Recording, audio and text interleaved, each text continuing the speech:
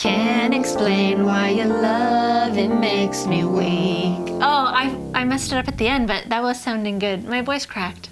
Did it? Yeah. For nothing else, this movie brought that song back into our lives. I think there's lots else. Hey everybody, welcome back to Hit or Miss Hallmark Movie Reviews. We are incredibly late with this review. Sorry about that. Very late. I mean, we saw a hole in the schedule and we just thought, well, you know, we'll watch this. Well, we were juggling later. a bunch of other kind of things we were working on, and then we realized, okay, there's no real rush to get back to this one because there's some time between new movies. But yeah. Anyway, sorry about that, but we're back. Thank you for your patience. So now we are reviewing the last film in Loveuary, which of course is Hallmark and Jane Austen's mashup. Yes, the final film in Loveuary was Sense and Sensibility, starring Jeanotte and Deborah Ayorinde. The writers here are Tim Huddleston and, of course, Jane Austen herself, since this is a direct adaptation of her work, and this is Tim's first Hallmark writing credit. Oh. Yeah. And the director here is Roger M. Bobb. We've seen him before. Yes. Some other credits include Christmas with a Kiss, Holiday Stocking, and A Nashville Legacy. Those are Mahogany Productions. I hated Christmas Kiss. We both did not like that one. Oh yeah, that's true. So what's this one about? After a change in circumstances, Marianne is torn between two men, while Eleanor longs for a man beyond reach. How incredibly vague and confusing this synopsis is, because actually, here's what it's really about. When Mr. Dashwood dies, his wife and three daughters, Eleanor, Marianne, and Margaret, are left with an inheritance of only £500 a year. The bulk of his estate, Norland Park, is left to his son John from a previous marriage. John and his greedy, snobbish wife, Fanny, immediately install themselves in the large house. Fanny invites her brother, Edward Ferrars, to stay with them. She frets about the budding friendship between Edward and Eleanor, believing he can do better, and does everything she can to prevent it from developing into a romantic attachment. Sir John Middleton, a cousin of the widowed Mrs. Dashwood, offers her a small cottage house on his estate, Barton Park, in Devonshire. She and her daughters move in and are frequent guests at Barton Park. Marianne meets the older Colonel Brandon, who falls in love with her at first sight. Competing for her affections is the dashing John Willoughby, with whom Marianne falls in love. Later, one morning, she expects him to propose marriage to her, but he instead leaves hurriedly for London. Cheerio. Sir John's mother-in-law, Mrs. Jennings, invites her daughter and son-in-law, Mr. and Mrs. Palmer, to visit. They bring with them the impoverished Lucy Steele. Lucy confides in Eleanor that she and Edward have been engaged secretly for 5 years, thus dashing Eleanor's hopes of a future with him. Mrs. Jennings takes Lucy, Eleanor, and Marianne to London, where they meet Willoughby at a ball. He barely acknowledges their acquaintance, and they learn he is engaged to the extremely wealthy Miss Grey. Marianne is inconsolable. Colonel Brandon then reveals that his ward Beth, illegitimate daughter of his former love Eliza, is pregnant with Willoughby's child and was abandoned by him. Willoughby's aunt, Lady Allen, had disinherited him upon discovering this. The engagement of Edward and Lucy also comes to light. Edward's mother demands that he break off the engagement. When he honorably refuses, his fortune is taken from him and given to his younger brother, Robert. On their way home to Devonshire, Eleanor and Marianne stop for the night at the country estate of the Palmers, who live near Willoughby. Marianne cannot resist going to see Willoughby's estate and walks a long way in torrential rain to do so. As a result, she becomes seriously ill and is nursed back to health by Eleanor after being rescued by Colonel Brandon. Marianne recovers, and the sisters return home. They learn that Miss Steele has become Mrs. Ferrars and assumed that she married Edward. However, Edward arrives to explain that Miss Steele has unexpectedly wed Robert, and Edward is thus released from his engagement. That's his brother, by the way. Edward proposes to Eleanor and becomes a vicar, whilst Marianne marries Colonel Brandon. Damn! I did it. That's some Jerry Springer type shit right there. It was very scandalous. Guys really worked quickly back then, eh? Like, Edward was like, I shall be back in 3 fortnights with a very important question to ask you. Please do schedule an appointment with your mother immediately after. Well, it takes a long time to get to point A to point B on a horse, right? And then he was already like promised to somebody else for 3 years before that. Seems like that was the way back then. I don't know. Everybody's all fucked up. All these rich people have problems, even back then. Yeah. So there's no way in hell all of that is fitting into an average Hallmark runtime, which was probably the biggest gripe people had with this one. Yeah, I guess so. I mean, I thought they did a fine job. So what did we think? So I think I need to definitely read more Austen. This one appears to be quite scandalous for the era, right? I mean, seriously, we've got baby daddies, love triangles, romances as close to incestuous as you can possibly go without being actual incest. All of it. Sense and Sensibility seems closer to like Game of Thrones than it does a Hallmark story. Yeah, that's totally true. Yeah, I can see that. The reviews seemed pretty mixed on this one. Most of the online discourse that didn't enjoy this one was about how bad the chemistry was between the leads, how rushed it was, as we said, how it was trying to copy Bridgerton. I read that multiple times online. Or that Hallmark should just stay in their own lane and not adapt any kind of novels, period pieces, I guess. I, for one, I love period pieces. They are my jam. Give me an old setting, a castle, a farm, a horse and buggy, a bonnet. I'm all, any day, I'm all for it. I want electricity. But look, I know not to expect a PBS masterpiece theater kind of thing. I know that going into this, right? Yeah, well, I mean, I commend Hallmark for taking a leap. It certainly wasn't perfect, and the breadth of the story surely demanded a longer runtime than an hour and 25 minutes or whatever it was. Yeah, that's what it was. But I don't think anything was lost in the story when we went back and read about it, other than some understandably rushed chemistry. I thought they pulled it off. I just thought this was funny. The major difference between IMDb reviews and the Letterboxd reviews is quite significant. The majority of IMDb hated this, like tore it to shreds. And then a lot on Letterboxd really enjoyed it. So I'm just curious, I'm wondering what the statistics are in terms of the different users for those sites. Letterboxd just seems like It's a little more pretentious. Yeah, but it seems smart. It seems smarter than IMDb. Yes, that's true.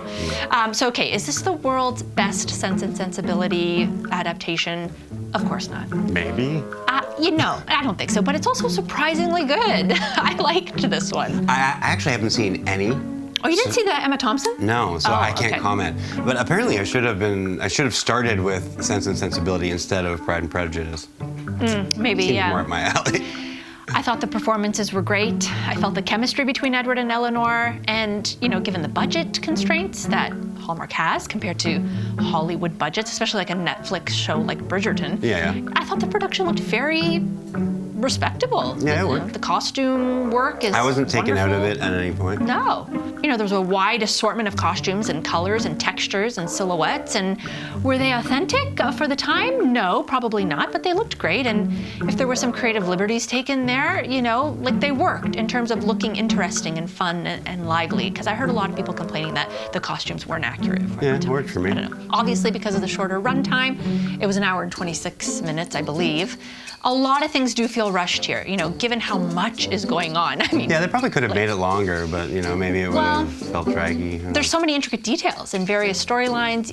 I think it really would have benefited from maybe 2 hours. I mean, that's a long Hallmark movie. But they could have made an exception. I know they don't usually do that, but maybe they could have made an exception. They made an exception from doing a completely pure adaptation of a novel, a period piece novel. Yeah. So why not maybe make another exception, Yeah, right? I guess so. I don't know. Or they could have invested into making this maybe like a mini-series, like The Way Home. I mean, a something. two-parter. If Might not be popular enough. A two-parter, if anything. Yeah, no. Might not I be think popular. I think making it a digestible Hallmark movie length worked. Yeah, I mean, okay. when we went back, there wasn't really any points missing. If anything, you missed some chemistry, but I fail to see. Well, they didn't use every plot. Like what I read there, they didn't actually have every single thing listed. Oh, that's the actual plot of Sense and Yeah, yeah, Sensibility, no, I know. but they didn't have to. They No, but made choices. a lot of it was, and a lot of it Yeah. was just confusing, right? So Yeah. it must have been confusing in the book too. I know the romances back then were rapid fire and speed. They man. meet like 3 days and later, and then they're in love and married. But I think for me, I would have liked to have seen the romances developed a bit further. Again, you need more time for that.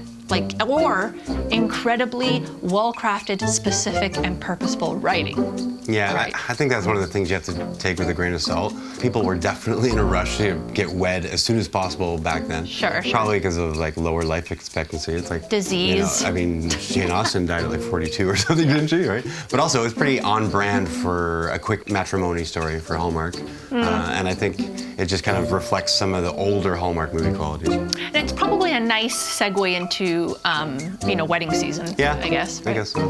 At what point I was like, I think Eleanor and Colonel Brandon should get together. Weren't you? I don't know. I was like, wait, she doesn't need that bastard Edward anymore who lied to her. Here's this nice, charming guy who didn't lie to you and wasn't engaged. I was feeling them for a minute. But he was with child. No, I know. We know that later. And I kind of forgot what was actually going to It's like happen. a castle but- full of horny people just running around. Yeah. It was basically just like The Bachelorette. Pretty much. But look, overall, I thought this was genuinely delightful, diverse, aesthetically pleasing, at least by Hallmark standards. As a Jane Austen adaptation, a direct one. I hope Hallmark does more of these period pieces. As I said, I'm a sucker for anything Masterpiece Theater related, and it's always refreshing to see the channel step outside the box once in a while, and I think they did that here. And Yeah, well done. Yeah, I generally yeah. don't like period pieces, but this one didn't bother me at all. So, there you go. So it worked for you. yeah. Why don't we head to performances? I thought Deborah Ayorinde? Ayorinde? I took a stab at it. I'm the worst Ayorinde. at names. I'm so sorry. Portrayed Eleanor flawlessly. I loved her. She embodied Eleanor's gentle yet like firm, steadfast demeanor. She was affectionate though, and she cared about her family and her sisters. She had this like depth and this sweetness, and I felt like she was just wise beyond her years. You know, she was capturing the nuance of an older, responsible sister, you know, who feels that burden as well, especially after their dad died, right? To feel like she needs to keep this family together and be safe. I felt that burden. I could see that in her eyes. But then, like, she was always like, no, I don't need the affection of others to feel, like, fulfilled. But, you know, deep down inside, you could tell she wanted to follow. Liar. Well, you know, she did, because she looked at her sister, Marianne. And anyway, she's the standout for me here. I thought she was excellent. Fair. And shout out to Dan, though. Dan Jeanotte. Yeah, he was great. He seemed to fit perfectly in this. He was kind of shy and endearing as Edward. Not sure if that's completely accurate or Yeah, faithful to the because book. he wasn't supposed to be the same type of guy. He was a different type He of was dude. different. Edward, yeah. Anyway, I thought the performance was great. His line delivery seemed very natural. Like maybe he studied Shakespeare or something in the Yeah. past. I don't know. He was great in this. Yeah, I quite enjoyed Dan Jeanotte myself as well. But my standout is also Deborah Nice. Ayorinde. Out of everyone, she seemed to fit the period best, even if she was like a little stiff here and there. I guess that is sort of think that's kind of the in the character, it is yeah. as well. So She's that's trying to good. be, right? She's Yeah. trying to be strong. Proper. Yeah. Nice. All right, let's head to Nit Picky, Hit Picky. Okay, so as we kind of hinted at here, I did have to look up the details of who was who in this one. I was starting to have problems keeping track because, okay, we didn't read the book, and I may have seen the Emma Thompson adaptation a long time ago. Reading the book would have very much helped on this one. Yeah, it was kind of hard to keep track, and maybe that's due to the rushed time limit. I don't know, but that's kind of that was kind of like unfortunate that I had to go yeah, back fair. and look, right? Nit. The criticism of Barton Park I thought was kind of silly. I mean, maybe it wasn't as lavish as Norland Park, like where they were coming from. Well, But they acted as if they were in like a pigsty. I know, it was a little annoying. I was like, oh yeah, is the castle not good enough for you? And I think the actual line was, "Look what we've been reduced to." Look what we've been reduced to.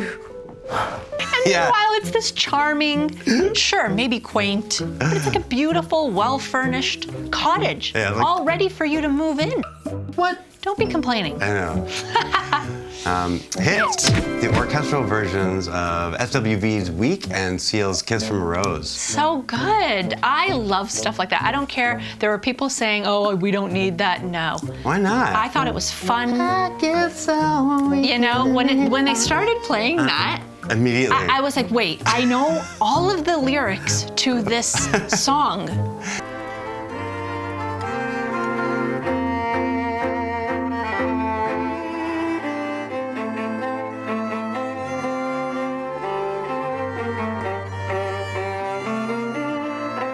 That they're doing I here. thought it was appropriate. I loved it. And then Kiss from a Rose. I mean, I just love that song. So when I hear it, I was like, and it worked in I thought they could have fit another one in there. It worked in the scene though, at the ball, Kiss Yeah, from a yeah, Rose. it was. Is Yeah, that for kind sure, of a of serious course. moment, right? Because Yeah. Colonel, Colonel Brandon? Is that his name? Did I get it right? Yeah. Because Colonel Brandon just finds out that Marianne may be engaged to Willoughby. Will it be And he's a talking to will Eleanor or about won't it. And he's be? like, you know, I wish her well, and I wish him, like, I wish that he, like, understands that he needs to deserve being with her and earn being with her. Something along those lines. I'm obviously paraphrasing.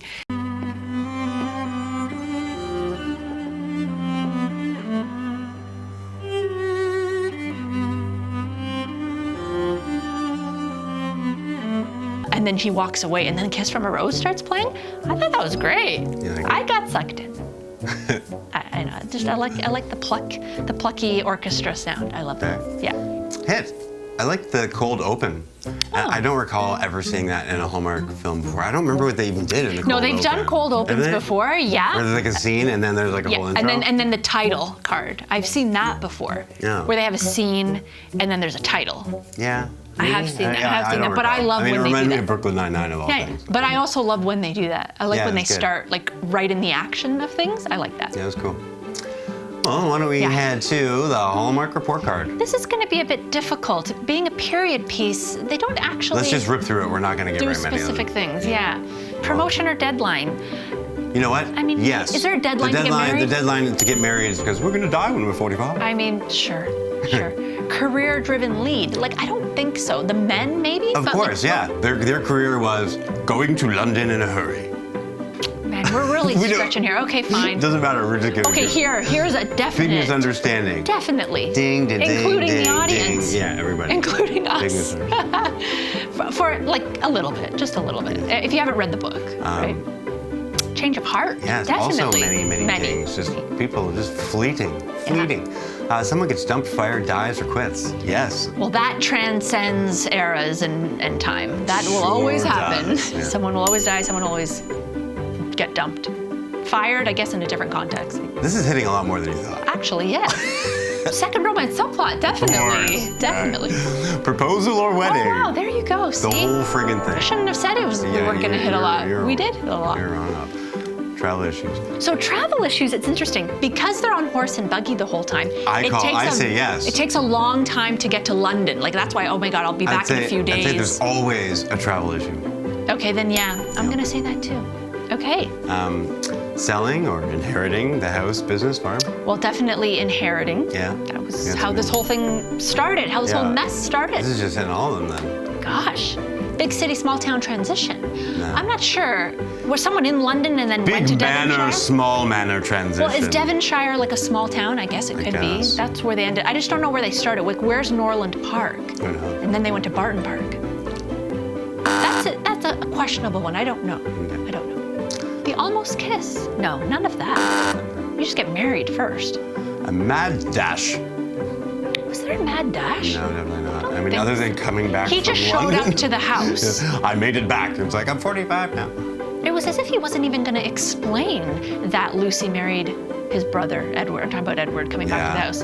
It's like, oh, you haven't heard. People weren't in tune with their feelings yet. But like, I would be annoyed if I was Eleanor. What do you mean I haven't heard? No? Why didn't you tell me immediately that we could have been together? I know. Maybe I'm missing something because I didn't read the book, but I don't know. I got this. No, we definitely don't have we're that. I got this. Yeah, definitely. I had this covered. I was like, no, what would you even say? Okay. So did this hit or miss the Hallmark for you? This was a hit for me. This was a hit for me too. I liked it. Nice and easy. A good way to send off Loveuary. Now look, I didn't love it, Let's but hit I the enjoyed spring. it. I enjoyed it, and I appreciated what they were trying to do. Now let's spring right into love. I'm ready for spring. We're ready for spring. I'm ready here.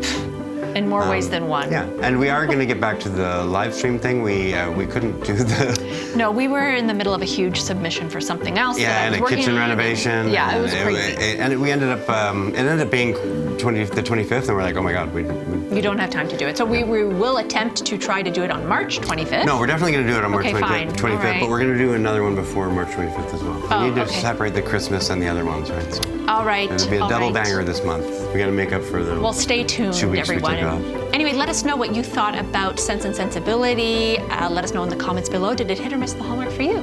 Yes, please let us know. And don't forget to like, share, and subscribe if you haven't already. And click the little bell. Ding. And we'll see you very soon. Bye. Bye.